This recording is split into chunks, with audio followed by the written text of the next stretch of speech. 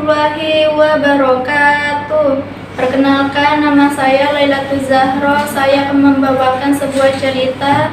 Cerita ini mengisahkan tentang seseorang yang sangat kita cintai dan kita rindukan bersama kita nanti di surganya Allah.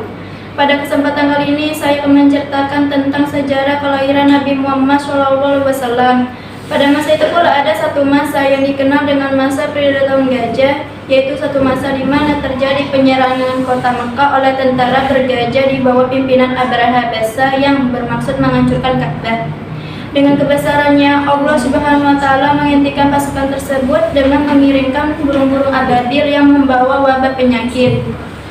Pada masa periode tahun gajah tersebut, tepat pada tanggal 12 Rabiul Awal bertepatan dengan 20 April 571 Masehi, atas izin Allah Subhanahu wa Ta'ala lahir bayi laki-laki dari seorang ibu yang bernama Aminah.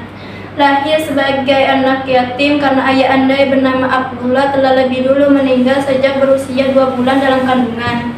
Kehadiran bayi tersebut disambut dengan penuh kasih sayang oleh kakeknya yang bernama Abdul Muthalib.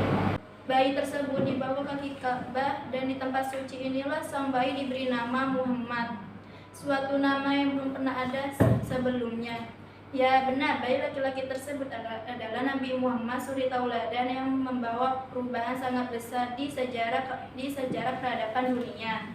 Nabi Muhammad SAW lahir sebagai yatim dan Nabi Muhammad dibesarkan oleh Aminah. Hingga pada usia 6 tahun ibunya sakit dan meninggal dunia di Al-Aqwa, kampung di antara Mekah dan Madinah. Kemudian Nabi Muhammad diasuh dan dibesarkan oleh Ummu Aiman, hamba perempuan bapak Rasulullah SAW, dan dibiayai oleh kakeknya Abdul Muthalib. Namun umur kakeknya pun juga hanya sebentar. Pada usia 8 tahun kakeknya Abdul Muthalib meninggal dunia. Pada usia 8 tahun kakeknya meninggal dunia.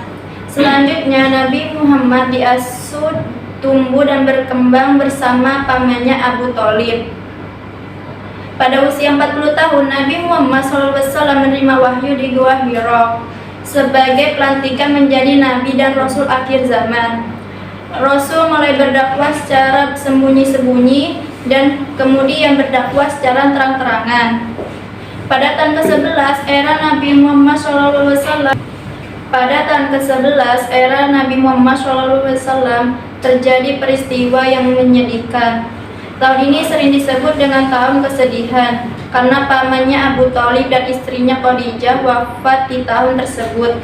Setelah peristiwa tersebut, Allah kemudian mengutus malaikat Jibril untuk mendampingi Rasul dalam melakukan perjalanan dari Masjidil Haram ke Masjidil Aqsa yang disebut dengan Isra, yang dimana setelah itu Rasulullah melakukan perjalanan kembali dari Masjidil Aqsa ke langit ketujuh yang disebut sebagai Mi'raj.